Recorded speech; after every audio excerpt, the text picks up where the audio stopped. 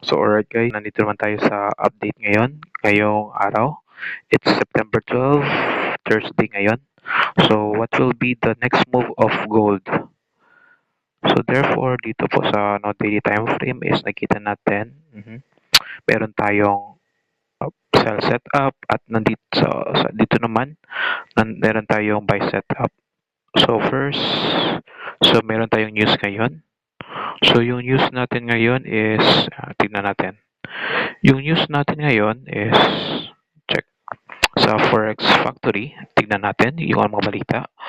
Okay, so ngayong 6:29 pa ngayon. So 8:30, meron tayong core at unemployment claims. So tatlo sa sa US session, meron tayong core PPI at unemployment claims. Okay, tignan natin so ano yung entry natin ngayong araw. So, okay, punta tayo sa trading view. So dito, so wait tayo ng sell setup. So sell setup natin is nasa 2526 to 2528.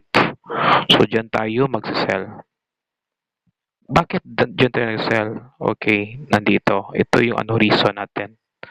So dito, meron tayong liquidity na buo. Nabuo natin sa 4-hour time frame. Ito yung liquidity na kukunin niya.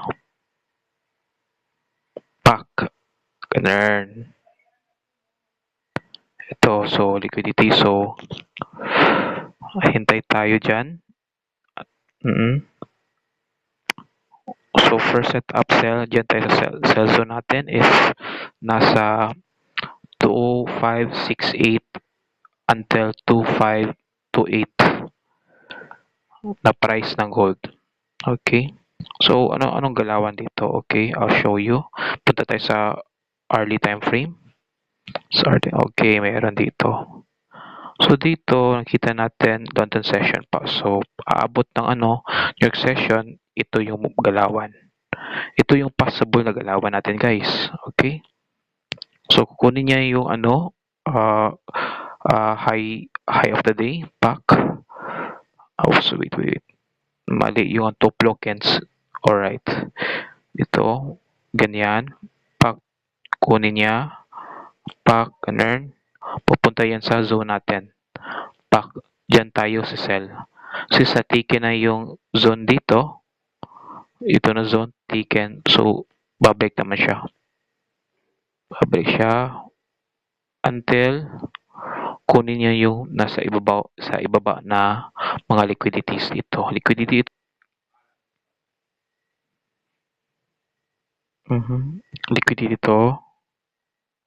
liquidity ito. So possible dito tayo mag-take profit, first take profit dito.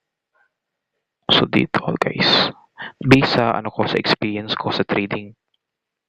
Okay, dyan. First take profit. Dyan. Okay. So, tignan nyo lang. So, take profit, first take profit. Possible yan. 2,514 po. Yung possible take profit. Okay. So, yung sell setup natin, 2,526 until 2,528. Yung na natin, yung SL natin guys dito. Nasa 2,530. O dyan. 2,530. Yan yung base sa analysis ko. So sa buy setup na naman is punta tayo sa daily.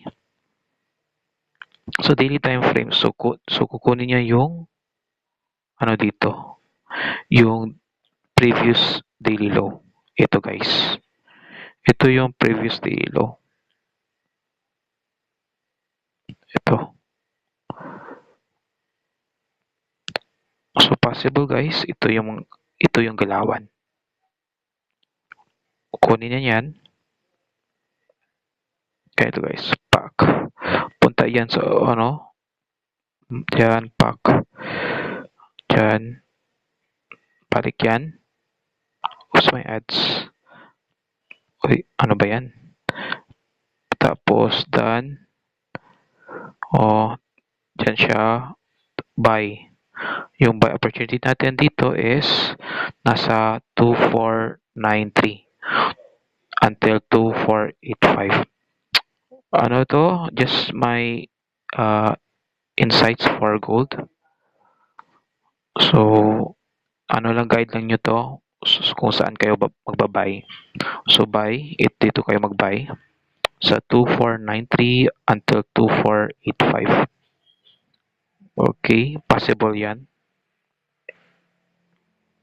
So, yan lang po for today's video. So, see you for my next update for tomorrow. Bye-bye.